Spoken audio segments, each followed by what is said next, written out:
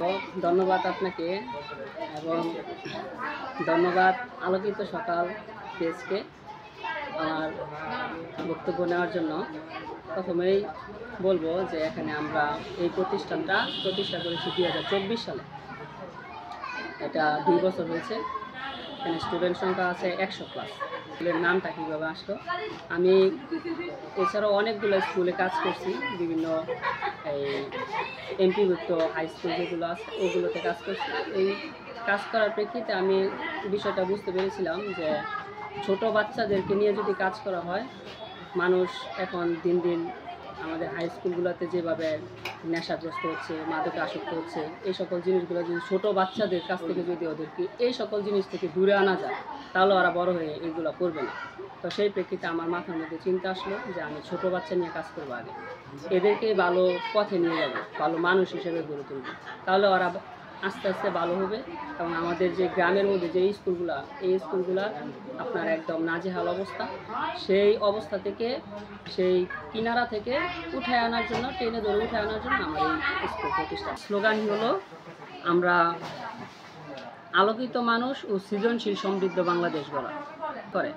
সে গতানুগতিক পাঠ্য বইয়ের জ্ঞান অর্জন করে, তখন সে বিভিন্ন দুর্নীতিগ্রস্ততা শিখে, বিভিন্ন খারাপ জায়গায় ইনভলভ হয়, কীভাবে অসৎ উপায় অবলম্বন করে টাকা অর্জন করা যাবে সেই প্রেক্ষিতে ওরা কাজ করে। কিন্তু ওদেরকে যদি লেখাপড়ার পাশাপাশি ভালো মানুষ হিসেবে গড়ে তোলা যায়, তাহলে ওরা কীভাবে কাজ করবে পারবে সেই সকল জিনিসগুলো ওরা জানবে। শিক্ষা নয়, যেন ভালো মানুষ হিসেবে গড়ে তুলে উঠে, সেই প্রেক্ষিতে আমরা কাজ করে আসছি। মর্নিং বার্ড মডেল স্কুল এই স্লোগানেই কাজ করে যে আমরা ভালো একটা মানুষ, ভালো একটা জাতি উপহার দিতে পারি। এখন আমার এই স্কুল প্রতিষ্ঠা করে স্কুলের প্রথম দিন, একদম প্রথম যে অধিবেশন হয়েছিল আমাদের স্কুলের নবীনবরণ অনুষ্ঠান, সেই অনুষ্ঠানে আমি বলছিলাম যে একটা স্কুল বা একটা শিক্ষা প্রতিষ্ঠান 3 জনের সমন্বয় ঘটে।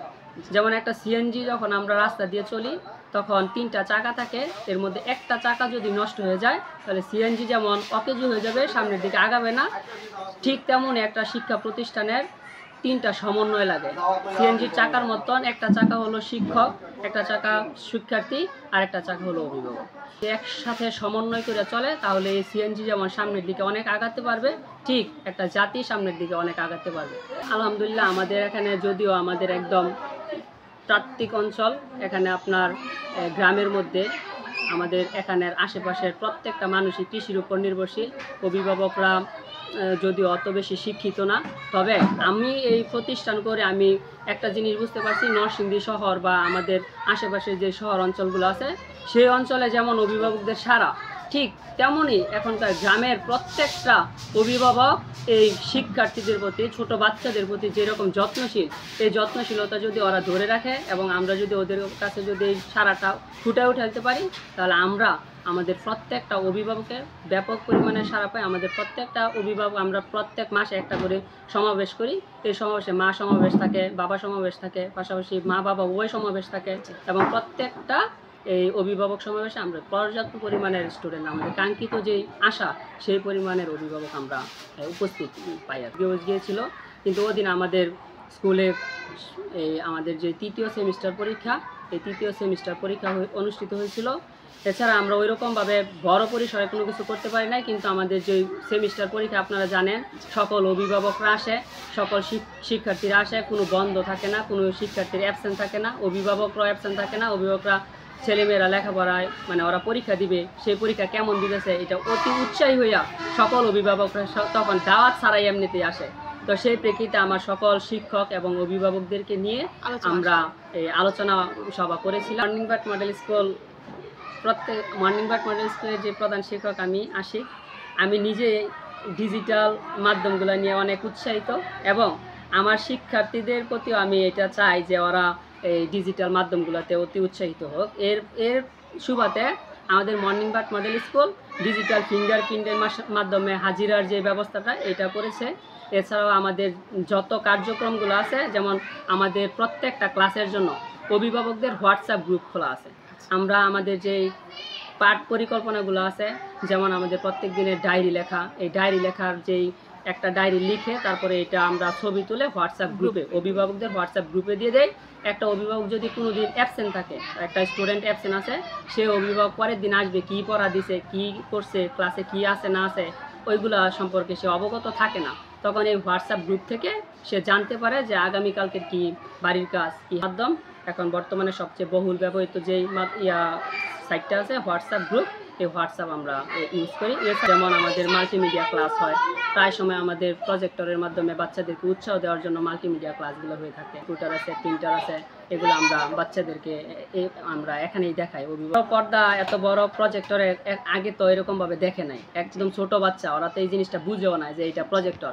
কিন্তু তখন ওরা বলে যে বড় টিভির মধ্যে ক্লাস হইতেছে, বড় টিভির মধ্যে, তখন ওরা মানে অতি উৎসাহী হইয়া সকল ওই দিন আমরা যেদিন প্রজেক্টরের ক্লাস দিব এর আগে 2-3 দিন আগে বলে দিই যে এত তারিখে প্রজেক্টরের ক্লাস। তখন ওই দিন অভিভাবকরা দেখা যায় ব্যাপক সাড়া থাকে অভিভাবকদের। যারা আছে যে এখানে যেই সকল বাচ্চারা আছে ওদের ছোট ভাই আছে, ওই ছোট ভাইদেরকে পর্যন্ত নিয়ে আসে দেখানোর জন্য। মোবাইল বা ডিজিটাল যে মাধ্যমগুলো আছে এই মাধ্যমগুলো অতিরিক্ত যদি ব্যবহার হয় তাহলে এটা ঠিক সেই ব্লেডের মতন কাজ করবে, সে যে কোনো সময় এটাতে আসক্ত হয়ে যেতে পারে। তো আমি আমার এই সকল আসক্ত থেকে যেন তারা ফিরে আসে, এই সকল ডিজিটাল মাধ্যমগুলো যেন তারা কম ব্যবহার করে, এ কারণে আমরা প্রত্যেকটা সমাবেশে অভিভাবক এবং শিক্ষক এবং আশেপাশে যারা আছে, আমার এই স্কুল ছাড়াও আমার একটা কোচিং সেন্টার আছে জিনিয়াস কোচিং একাডেমি। এই জিনিয়াস কোচিং একাডেমিতেও আমাদের একদম 5ম থেকে 10ম শ্রেণী পর্যন্ত আমরা এখানে কাজ করি এবং প্রত্যেকটা স্টুডেন্টকে আমরা মোবাইল ইউজ করে নাকি বাড়িতে মোবাইল অতিরিক্ত ব্যবহার করে নাকি সেই প্রেক্ষিতে আমরা অভিভাবকদের সাথে হোম ভিজিট যাই, দেখি গিয়ে কি করে। প্রথমত আমরা কিছু সাংস্কৃতিক প্রোগ্রাম রাখি, যেমন প্রত্যেক মাসে বা 2 মাস পরে পরে একটা সাংস্কৃতিক প্রোগ্রাম। যেমন আপনি আজকে আসছেন, আমাদের আগামীকালকে একটা সাংস্কৃতিক প্রোগ্রাম আছে, এই ক্লাস পার্টি ও চড়ুইবাতি অনুষ্ঠান। ছোট বাচ্চা আছে, ওরা একজন ডাক্তার হবে, ইঞ্জিনিয়ার হবে, তারপরে এগুলো মনের যেমন খুশি তেমন সাজের মধ্যে ডাক্তার, ইঞ্জিনিয়ার, নার্স, শিক্ষক, এই সকল বিজ্ঞানী, এই সকল জিনিসগুলো হবে। এবং এতে এরা একটা জিনিস চিন্তা করবে যে আমি ডাক্তার হব।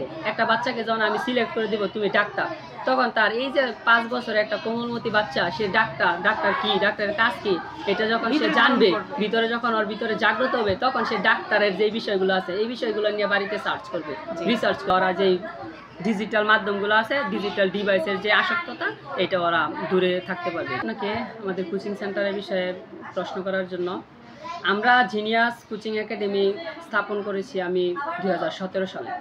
তখন আমি অনার্স 2nd ইয়ারে পড়ি। তো জিনিয়াস কোচিং একাডেমি স্থাপন করার সময় আমার মাথার মধ্যে একটা জিনিসই আসলো যে আমাদের আশেপাশে আমরা যারা একদম প্রান্তিক অঞ্চলে আছি, আমাদের যে প্রান্তিক অঞ্চলের যে স্কুলগুলো আছে, হাই স্কুলগুলো, ওই স্কুলগুলোতে কি আপনার বলে গ্রামের মধ্যে স্কুল, ওইরকম ভালো না, পরিবেশ না, এই সকল বিষয়ের প্রেক্ষিতে ভালো মেধাবী শিক্ষক যারা আছে ওরা ওই স্কুলগুলোতে আবেদন করতে চায় না। এনটিআরসির নিয়োগটা ওই স্কুলে অত বেশি পায় না, তখন একটা ভালো শিক্ষক থেকে বঞ্চিত হয়। তো সেই প্রেক্ষিতে আমি চিন্তা করলাম যে আমাদের আশেপাশে 4-5টা স্কুলের মাঝখানে যদি মিডলে যদি আমরা একটা কোচিং সেন্টার স্থাপন করতে পারি, তাহলে আমি যদি এখান থেকে দূর থেকে ভালো টিচার, প্রাইভেট হিসাবে যদি ভালো টিচারকে আমি হায়ার করে নিয়ে আসতে পারি, তাহলে এই এলাকার প্রত্যেকটা মানুষ, প্রত্যেকটা শিক্ষার্থী এতে উপকৃত হবে। স্কুলের বাইরে অর্থাৎ ওই বিদ্যালয়ের বাহির টাইমে, অর্থাৎ ওই বিদ্যালয়ের ক্লাস টাইম বাহিরে যে সকল, যেমন সকাল 6টা আছে, 6টা থেকে 10টা, এর ভিতরে যদি ওরা এখানে সময় দেয় তাহলে এটা সহায়ক হিসেবে কাজ করবে, যেটা আপনার ওই বিদ্যালয়ের সুনামটি আগে আসবে। যেমন আমাদের রেজাল্ট হয়েছে আমাদের যেমন সবচেয়ে বড় রেজাল্ট হলো আমাদের প্রান্তিক অঞ্চলের যে স্কুলগুলো আছে ওই স্কুলগুলোতে সবচেয়ে বেশি খারাপ রেজাল্ট হয়েছে। সেই খারাপ রেজাল্টের প্রেক্ষিতে আমি যদি বলি আমাদের কোচিংয়ের যে রেজাল্টগুলো আছে এই রেজাল্টগুলো আশেপাশে স্কুলের সুনাম বয়ে আনছে। যেমন পরীক্ষা দেয় কোচিং সেন্টার থেকে, সেখান থেকে যদি 10 জন A+ পায়, তাহলে 10টা স্টুডেন্ট তো আমার স্কুলের না, আমার কোচিং সেন্টারের না, এই 10টা স্টুডেন্ট তো অন্যান্য কোনো না কোনো প্রতিষ্ঠানের। সেই প্রতিষ্ঠানে কিন্তু যদি বলে যে তুমি কোন স্কুল থেকে কইরা A+ পাইছো, তখন বলবে যে আমি পড়ছি হলাম এরকম স্কুল থেকে, এমুক স্কুল থেকে। যেমন আমাদের আশেপাশে যে স্কুল আছে, সেকান্দর ডিএম উচ্চ বিদ্যালয় আছে, সদরখোলা বালিকা উচ্চ বিদ্যালয় আছে, দক্ষিণ সাদা উচ্চ বিদ্যালয় আছে, সেই সকল স্কুলগুলোর নাম হবে। যেমন যদি বলি আমি একজন শিক্ষার্থীর নাম যদি বলি এক্স, তাহলে এক্স তুমি কোথা থেকে মানে কোন স্কুলে পড়ো, তখন সে বলবে আমি ওই স্কুলে পড়ি, বই আনবে। না করে যেন স্কুলগুলা এই সকল যে কোচিং সেন্টারগুলোকে সাপোর্ট করে কাজ করা, তবে একটা প্রাইভেট বা এগুলার বিরুদ্ধে করবে না। আমাদের স্কুলের শিক্ষকরা যদি একদম প্রপার ক্লাস করে এবং ক্লাস ডিস্ট্রিবিউশন যদি ঠিক থাকে, যেমন আমার একটা স্কুলে একটা যেমন 6-এর ক্লাসে আপনার 120 জন স্টুডেন্ট নিয়ে ক্লাস হয়, এটা কোনো ক্লাস হয় না।